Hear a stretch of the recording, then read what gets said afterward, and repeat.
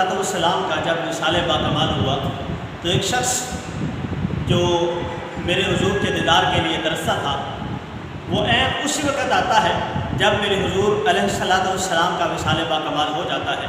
तो जब मदीने की गली में आता है तो वहाँ कुछ आशनाई से नज़र नहीं आती, मायूसी नज़र आती है। तो वो पूछता है लोगों से कि मैंने हुजूर को मिलना है, मैं हुजूर के दीदार के लिए आया हूँ। तो वो कहते हैं थोड़ा वक्त पहले आ जाता, अब तो विसाल बाकमाल हो चुका है। अगर तूने ज़ियारत करनी है तो जा फुला जगह वो सामने मेरे हुजूर को दफन किया जा रहा है, वहाँ जाकर ज़ियारत कर ले।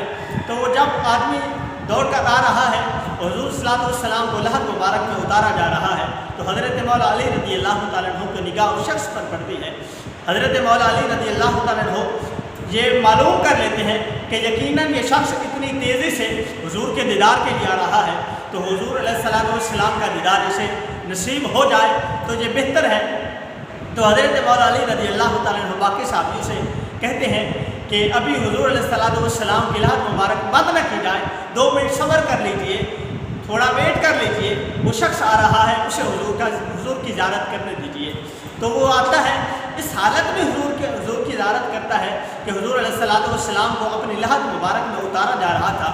हुजूर अलैहिस्सलाम के विसाल बाकमाल के बाद लहद में उतारे जाने के बाद उसने ज़ियारत की, मगर उसकी खुशकिस्मती कि हर मुहद्दिस ने उसे सहाबी रसूल लिखा है, हर मुहद्दिस ने उसे सहाबी रसूल लिखा है।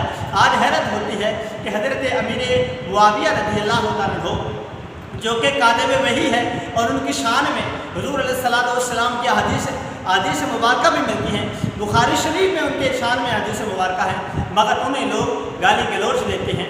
तो मैं उन्हें ये कहना चाहता हूँ कि हुजूर अलैहिस्सलाम के सहाबा तो सारे हिदायत याफ्ता है।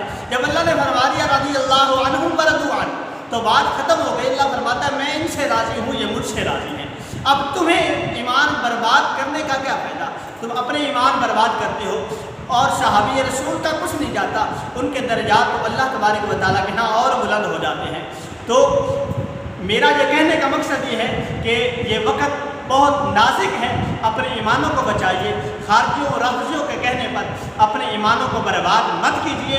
ये हुजूर के भी दुश्मन हैं, ये दीन के भी दुश्मन हैं, ये तुम्हारे ईमानों के भी दुश्मन हैं। तुम्हें चाहिए अपने अकीदे की समझ के मुताबिक अपने अस्लाफ के फरामीन को पढ़िए और अपने अकीदे को मजबूती से पकड़िए, ताकि तुम्हारा अकीदा वो अकीदा है जो मेरे मुस्तफ़ा के सहाबा का अकीदा था, तुम्हारा अकीदा वो अकीदा है जो ताबईन का अकीदा था, जो ताबईन का अकीदा था।